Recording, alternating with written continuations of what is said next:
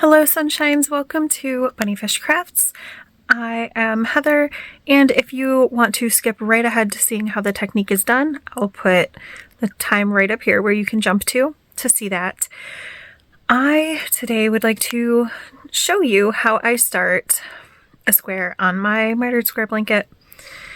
I have made 7 mitered square blankets now. I think so. It's been a lot.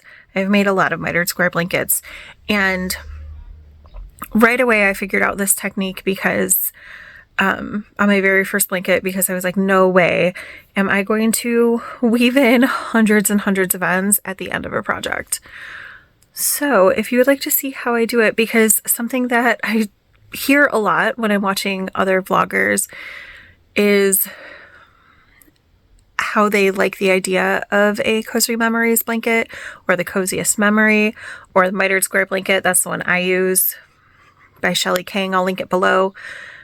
Is there are so many ends, but I don't have any ends, and my blankets, the ends never come out. I've been using this one on my bed for 3 years now. I've never had an end pop out. This is what the back of my blanket looks like, so it's really, really neat.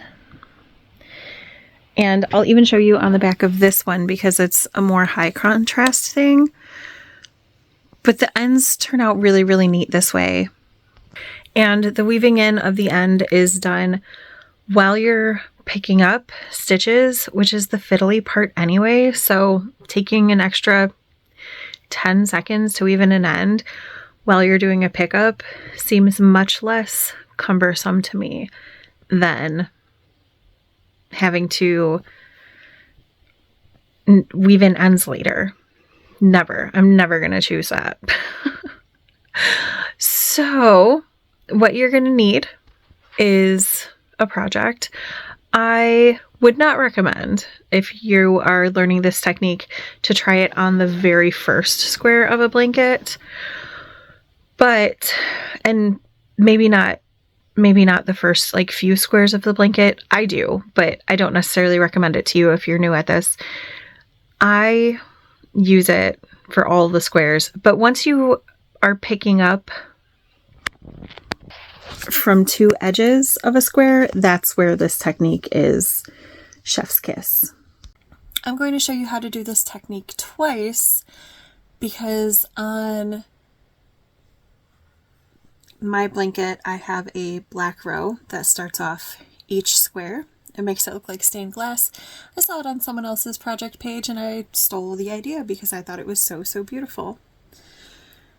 So I'm going to show you first with a black stripe and then with a green stripe.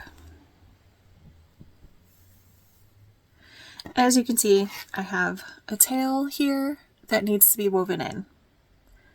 So all of these tails get resolved as I'm knitting, and I do not weave any of them in with the needle, which is why it's okay that my tails are kind of short. I don't need them to be super long. As I go, I'm going to pick up into these side bumps right here.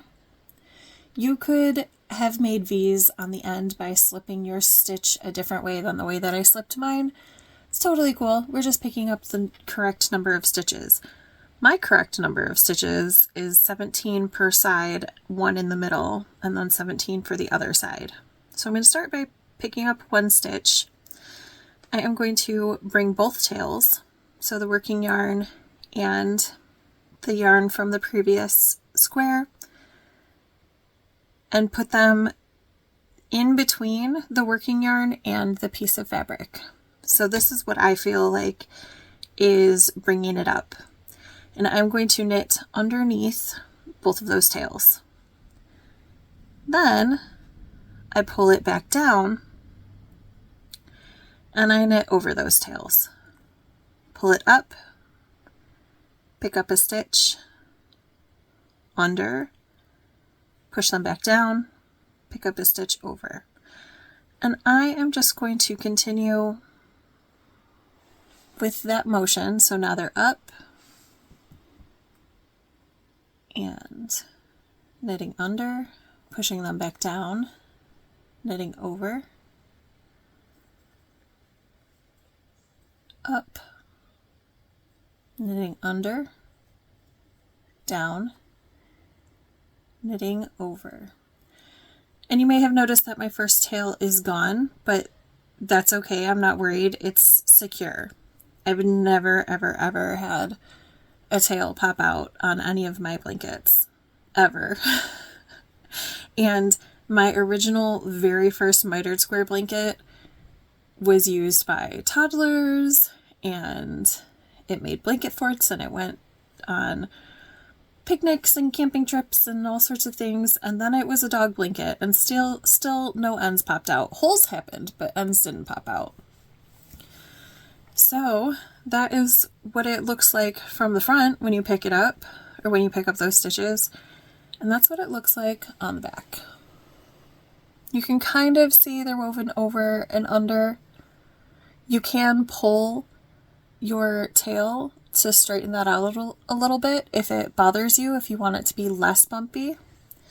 I usually don't because it doesn't bother me, but I'll show you what that looks like. So see right here where it's kind of not the prettiest? I'm going to pull it. That makes it a little neater. And I'm going to pick up my center stitch and my other side of stitches, and then I'm going to knit back across, and I'll meet you when I'm back over here so you can see one more time what it looks like weaving in the end or knitting in the end as you go. And one more time, I have my old yarn, I have my working yarn, so I'm going to, now I'm on my next stitch, so I'm going to slip this stitch. I'm going to make my first stitch in the new color, which is the second stitch, and then I'm going to take the tail of the working yarn plus the tail from the previous color, and I'm going to pull them up and knit underneath, and pull them down, knit over, pull them up, knit underneath, and down over. And now I'm going to do it at normal speed without actually showing you because it's pretty quick. It's not, once you get the hang of it, it's not longer than having to pick up stitches or knit. Not really. And it's super worth it for not having to weave in ends later. And then I'm just going to continue to knit across. I have dropped the black yarn. I will cut it after I finish this row. Ooh, I did have a question about how I do my decreases, and I do a center double decrease. So I am going to slip the first stitch with yarn and back. Then I'm going to knit two together, and then I bring that slipped stitch back over the working stitch, and that's all I do. And then I knit it across normally on the back. And that is how I get this really lovely defined ridge in my squares. There's lots of different ways you can decrease in the middle, but that's the way that I like to do it. I really, really like the look of it. I have seen other ways of decreasing and they're fine. They're lovely, but this is also, I mean, it's the way I learned how to do it, so there is that. But it's also really nice, really lovely, and gives a really cute ridge down the center, which I really, really like. And again, this tail, I just leave it until I knit back. It doesn't really bother me, but I do really, really like this method because I will pause really quick and grab some scissors.